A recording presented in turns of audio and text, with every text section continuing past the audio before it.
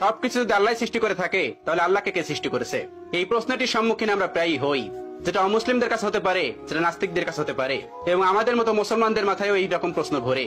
এই প্রশ্নটির উত্তর আমি আপনাদেরকে দিয়ে দিব ছোট্ট একটা ঘটনার মাধ্যমে।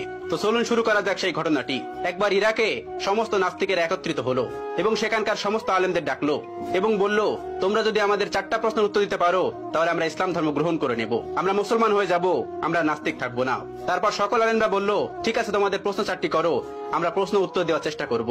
নাস্তিকদের প্রথম প্রশ্ন হলো, আমরা তো এখন সবাই এখানে উপস্থিত আছি, তাহলে আল্লাহ তাআলা কি করছেন? এটিই ছিল তাদের 1 নম্বর প্রশ্ন। তাদের 2 নম্বর প্রশ্ন, আল্লাহ তাআলা গোটা পৃথিবীকে কিভাবে পরিলক্ষিত করে, কিভাবে তিনি গোটা পৃথিবীকে একা পরিচালনা করেন? একা দেখা তো সম্ভব না, তিনি কি করে একা এগুলো পরিচালনা করেন? এটি ছিল তাদের দ্বিতীয় প্রশ্ন। তাদের 3 নম্বর প্রশ্ন, মুসলমানদের নবী হযরত মুহাম্মদ সাল্লাল্লাহু আলাইহি ওয়াসাল্লাম মিরাজে গিয়েছিলেন, পৃথিবীর এই আহ্নিক গতি ভেদ করে আসমানের কোন দরজা দিয়ে তিনি আসমানে প্রবেশ করলেন এবং আল্লাহর সঙ্গে দিদার করলেন? এটি ছিল তাদের তৃতীয় প্রশ্ন। এবং তাদের সর্বশেষ প্রশ্ন, আল্লাহ তাআলার আগে কে, আল্লাহ তাআলাকে কে সৃষ্টি করেছেন? এই ছিল তাদের মোট 4টি প্রশ্ন। সেখানে থাকা সকল আলেমরা উত্তর দেওয়ার চেষ্টা করলো, কিন্তু কেউ সৎ উত্তর দিতে পারলো না, কারণ এই প্রশ্নগুলি খুবই কঠিন প্রশ্ন, যার উত্তর দেওয়া তো সহজ না। তারা কেউ পারল না তাদের উত্তর দিতে। ওই সবস্থল থেকে কিছুটা দূরেই ইমামে আজম আবু হানিফা রাহমাতুল্লাহর বাড়ি ছিলেন। আপনারা অনেকেই জানেন, ইমাম আবু হানিফা রাহমাতুল্লাহ কাপড়ের ব্যবসায়ী ছিলেন। তো শহরের পাশেই তার বাড়ি ছিলেন। তার কানে এই খবরটি গেল, তিনি জানতে পারলেন সবস্থলে এই ঘটনাটি ঘটছে। তিনি দ্রুত বাড়ি থেকে বের হয়ে সেই সবস্থলে উপস্থিত হলেন। তার বয়স তখন মাত্র 13 বছর। তখন তিনি 30 পারা কোরআনের হাফেজ। তিনি সেখানে উপস্থিত হলেন এবং তিনি পিছন থেকে বললেন, আমি তোমাদের এই 4টি প্রশ্নের উত্তর দিতে চাই। সবাই সেখানে অবাক হয়ে গেল, এই ছোট্ট বাচ্চাটি এই কঠিন কঠিন প্রশ্নের উত্তর দেবে?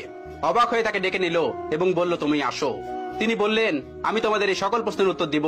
সবাই রাজি হলেন। তিনি বললেন, প্রশ্ন কে করবে?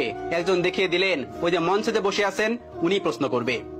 চেয়ারে বসে থাকা ওই লোকটিকে আবু হানিফা রাহমাতুল্লাহ বললেন, তুমি যখন আমাকে প্রশ্ন করবে তখন তুমি আমার ছাত্র, আমি তোমার শিক্ষক, তাহলে আগে তুমি আমাকে ওই চেয়ারে বসতে দাও, আর তুমি নিচে দাঁড়িয়ে আমাকে প্রশ্ন করবে। উদ্ভট হলেও এটি তারা মেনে নিয়েছিল। আবু হানিফা রাহমাতুল্লাহ চেয়ারে গিয়ে বসলেন এবং ওই নাস্তিকটি নিচে এসে প্রশ্ন করলো। প্রথম প্রশ্নটি ছিল এরকম যে, আল্লাহ তাআলা এখন কি করছেন? আবু হানিফা রাহমাতুল্লাহ তীক্ষ্ণ বুদ্ধি সম্পন্ন একজন মানুষ ছিলেন।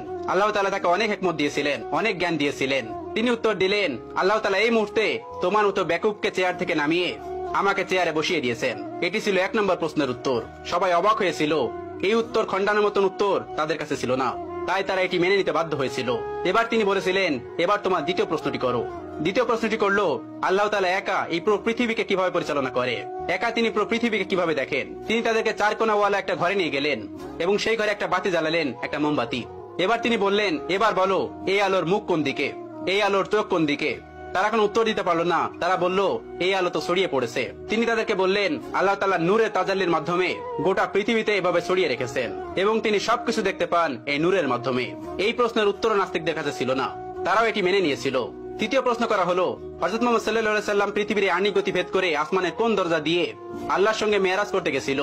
তখন আবু হানিফা রাহমাতুল্লাহ হাতে একটা ডিম নিলেন এবং বললেন, এই ডিমটি থেকে 22 থেকে 23 দিন পরে বাচ্চা ফুটে বের হবে। এবার তোমরা বলো, এই ডিমটির বাচ্চা কোন দিক থেকে বের হবে? তারা বললেন, এটি ঠোঁট দিয়ে ডিম ভেঙে বের হবে। তিনি বললেন, কোন দিক দিয়ে বের হবে? তারা বললেন, এটা আমাদের জানা নেই।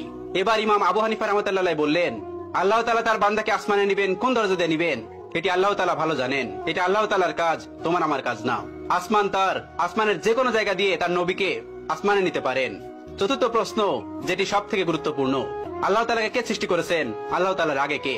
ইমাম আবু হানিফা রাহমাতুল্লাহ বললেন, তোমাদের মধ্যে কি এমন কেউ আছেন যিনি অনেক ভালো অঙ্ক করতে পারে? তখন একজন বললেন, হ্যাঁ আমি পারি। তখন তাকে বলল, তুমি 1 থেকে গুনতে শুরু করো। তখন সে গোনা শুরু করলো।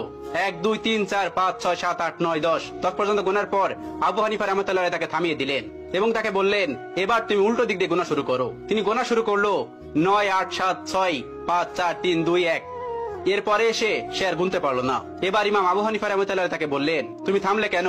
আমি তো তোমাকে থামতে বলিনি। তিনি বললেন, এর আগে কিছুই নেই। এবার আবু হানিফা রাহমাতুল্লাহ বললেন, আল্লাহর আগেও কিছু নেই। সামান্য একটা সংখ্যা দিয়ে যদি তার আগে কি আছে তুমি বুঝতে না পারো, তাহলে তুমি সেই মহান সত্তাকে কিভাবে বুঝতে পারবে যে তার আগে কেউ নেই? তোমার মাথায় এই জ্ঞান আল্লাহ তাআলা দেননি। এজন্য তুমি প্রশ্ন করো, আল্লাহ তাআলার আগে কে? আল্লাহ তাআলার আগে কেউ নন। কুল হুয়াল্লাহু আহাদ, আল্লাহুস সামাদ, লাম ইয়ালিদ ওয়া লাম ইউলাদ ওয়া লাম ইয়াকুল লাহু কুফুয়ান আহাদ। তিনি এক এবং একক, তাকে কেউ জন্ম দেননি, তিনিও কাউকে জন্ম দেননি। তিনি শাশ্বত চিরন্তন, তার আগে পরে কেউ নেই। এই ছিল আবু হানিফা রাহমাতুল্লাহ প্রজ্ঞা এবং জ্ঞান, যেটি দিয়ে তিনি পুরো পৃথিবীকে আলোকিত করে রেখেছিলেন তার জ্ঞান দিয়ে। এখনো তার কিতাব, তার দর্শন দিয়ে মানুষ ইসলামকে পরিচর্যা করে। আল্লাহ তাআলা আমাদের সকলকে ইসলামের পথে থাকার তৌফিক দান করুন, ইসলামের পথে চলার তৌফিক দান করুন, ইসলামের বিধানগুলো মানার তৌফিক দান করুন।